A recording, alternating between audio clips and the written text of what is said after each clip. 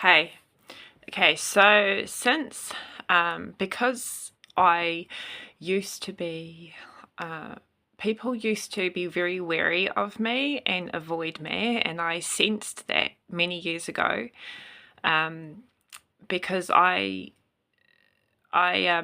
just know that they saw me with a man, and they knew I was with a man who was on drugs, who was related heavily, was gang related. He was associated, I really believe it was the mongrel mob, because of his barking behaviour at night, and that's the only clue I had. Now, I found out after I left that he had, like, I heard the terms crackhead. That's what someone said about him, and they meant it in a way that was fact based, and dealer, and I know that, and he also had a debt to pay. This is what I found out after I left, after I escaped as well. Now, I've got some information here. It's off the internet. It's to do with meth psychosis, because I believe that I was either just very unwell myself, trauma-related type of illness, due to shock, just a total nervous system breakdown, mental breakdown from stress, or like post-traumatic stress. Or, as I've mentioned before, I possibly, very, very possibly, was being drugged, being spiked by this fella, and I had no idea. Now, people assumed at the time that I was unwell, and although they thought that I was on drugs, and they thought that I was taking drugs when I was with him. Anyway, before my laptop runs out of charge, oh, and I've got some time. Okay, I have got information here to do with psychosis and the difference between the gap, really, that the gap between, like, when you're on, there's a difference between taking stimulants like meth that you're prescribed, such as drugs for ADHD, because you can be taking Ritalin, or a stimulant very similar to Ritalin, which is an upper, which is a stimulant, and which is like very much like meth, and that is prescribed for ADHD symptoms, right? So that's interesting. I learnt that recently. It increases your motivation and alertness and gives you euphoric rushes. We wonder how many people are taking that. Are they druggies? Anyway, now the difference is, now there's a very fine line here, because if you're overdosing and taking too much, you will then spiral downwards into psychosis. Now, if I was being drugged, in other words, spiked, say in my cups of teas or in my food, or in some other way, these people can be very creative and inventive. So now this is what happens. Okay. Meth psychosis refers to several psychotic symptoms that can potentially arise as a result of methamphetamine use, such as delusions or hallucinations. Okay, meth-associated psychosis is often very difficult to distinguish from schizophrenia.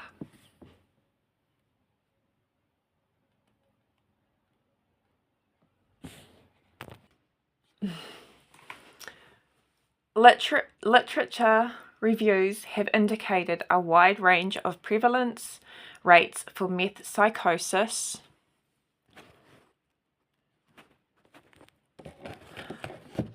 in people with problematic meth use, which if I was being spiked, I would have had zero idea.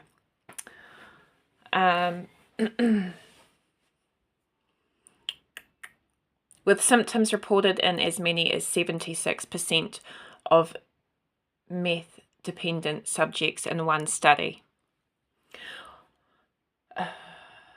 One meta-analysis revealed a prevalence rate of nearly 37% among recreational users and an even higher rate, 43%, among those with methamphetamine use disorders.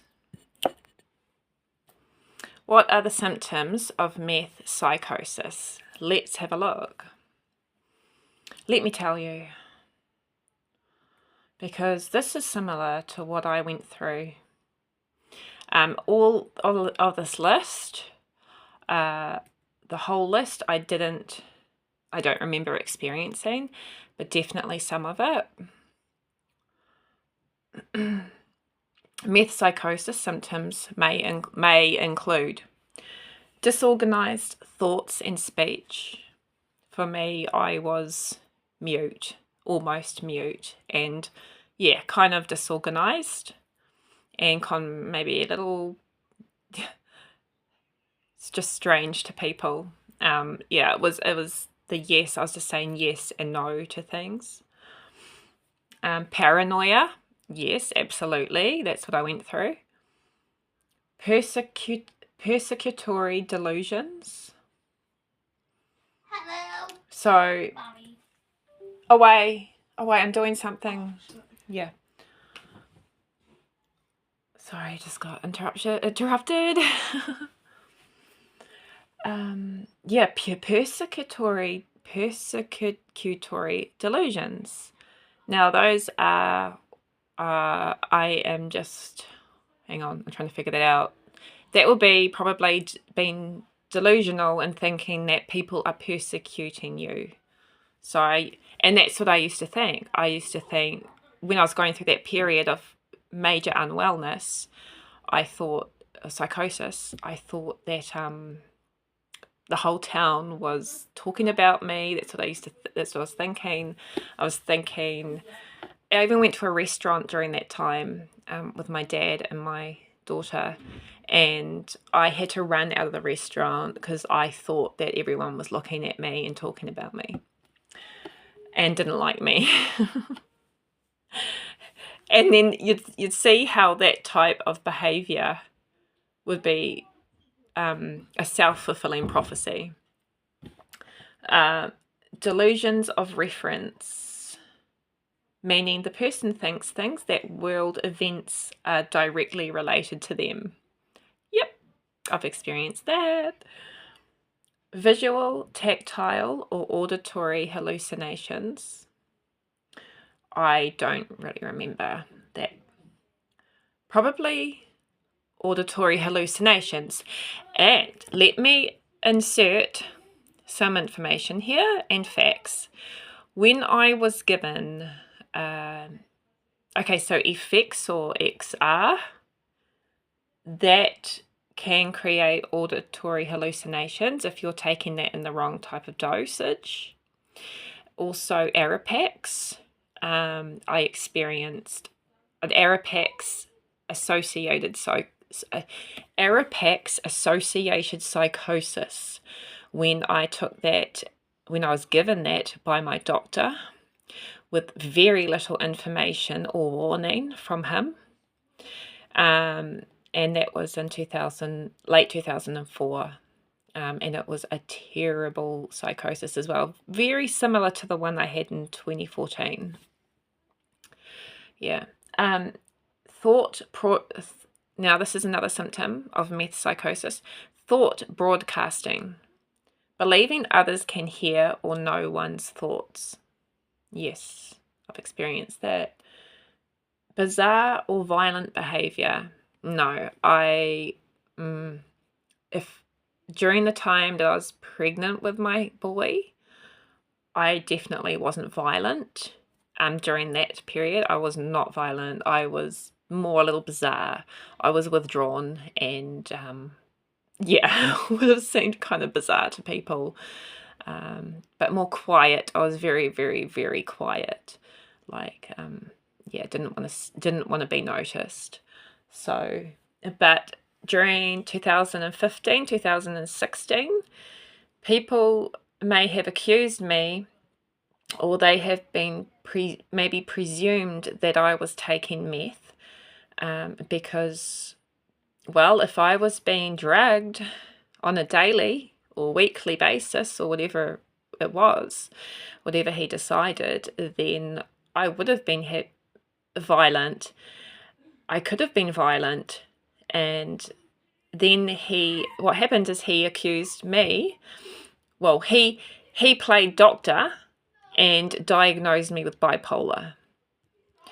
Now, these guys are game players, and they just have really dark, nasty intent towards women and to those that they are exploiting. So, hey, everyone, just have a think about the vulnerable and the women that you may know of, that are displaying these types of behaviors or are erratic and violent. And if you think they're on drugs, please don't judge them, because they may be dealing with someone spiking them.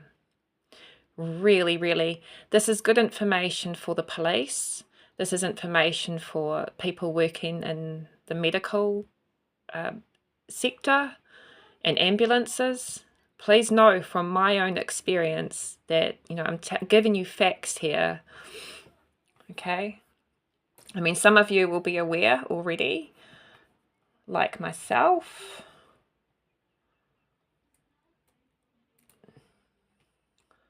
Hang on a minute, sorry.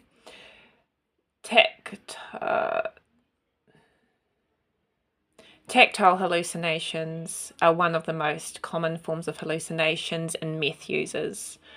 Meth users often say they feel like bugs are crawling under their skin. Now, this is interesting. Yeah, I noticed on my ex-partner's skin, he sometimes picked until his skin, there were scabs on his skin. And he never admitted what he did. He never admitted once during that time I was with him the truth. He never was transparent with me. He lied the whole time. But he could not contain, the truth always comes out.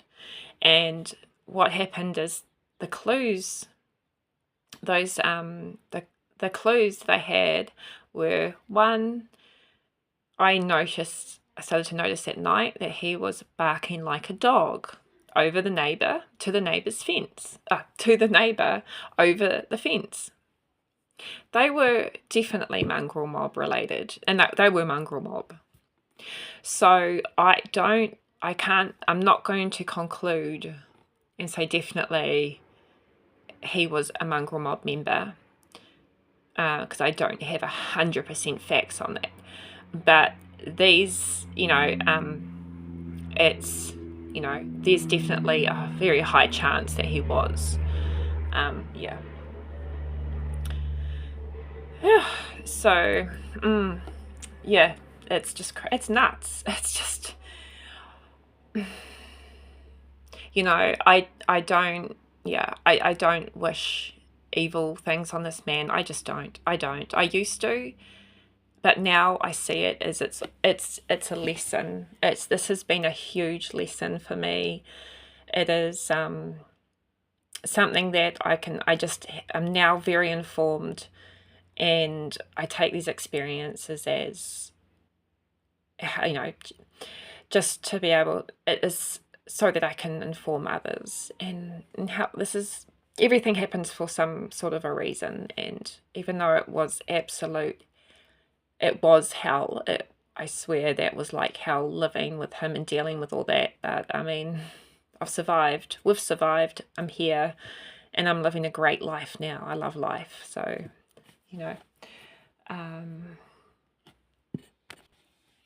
people can develop acute or chronic meaning persistent meth psychosis. Acute psychosis may last 4 hours or days and typically subsides once the drug is fully cleared from the body. Excuse any noise in the background, my children. I won't be long. Right. Because of the similarity of meth psychosis with schizophrenia, it is not always easy to differentiate between the two, and in some cases both may be present. I remember being very worried that I had schizophrenia. It was a horrible time, I'm telling you, and to think that I could have been drugged, was being drugged with it and not even knowing.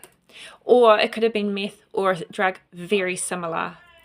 But I can do a bit more in-depth research, but I'm pretty sure it's methamphetamine that causes these symptoms, or antidepressants where the dosage has been administered incorrectly.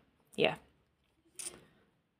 So doctors, you need, GPs, man, you need to know all of this. Like I said, Arapax and Effexor have very similar side effects. You can't be giving out the stuff like Panadol to people. You just can't do that. And if you do, you've got to be held accountable, and you've really, really got to know what you're doing, because the pharmaceutical companies, of course, they don't always have the public individuals' best interests at heart. They're after the dollars. They're after that money. So, yeah. Okay, that's it for now. So, please don't, if anyone, you can, please digest that. And yeah, it's just really a little bit triggering, but I'm okay. It's not a huge trigger now. It's just really sad that I had to live with that. And even possibly the psychosis might have carried on for months, and maybe even a couple of years or few years even after escaping that situation. So this is important for people working with domestic violence survivors. Yeah. Okay, everyone. Yeah, but really, really interesting to know that, because I didn't know that methamphetamine in some cases is prescribed to treat ADHD in exactly the right amount. But I would never take it, even if people have carelessly diagnosed me with ADHD, and I think that's very careless when they are not a doctor, when they are not any type of psychiatrist, they are not in the psychology field, and it's careless of us to go around telling people, saying to people, like, I've never done it, no, I don't think I ever have, to anyone, just assumed that they have a mental health disorder. Like, why do that to someone? That is a serious, serious thing, because if someone absorbed that and they were quite gullible and they looked up to you, it could be a young person and you could be like a mentor type of person or an older person, and you say, oh, you know what, I really think you have depression. I really think you're suffering from anxiety, or I really think you may have bipolar. That's not your place to say. It definitely is. It definitely is only for a that's a psychologist or psychiatrist's job. So take care, and thank you for being patient with my videos, because I'm not very eloquent in my speech yet. I'm very good at writing letters. I'm very good at writing, putting it onto paper or through an email. I'm very that always comes out very eloquent and formal. But yeah, speaking can be it's a little tough for me. Okay, bye. Next time.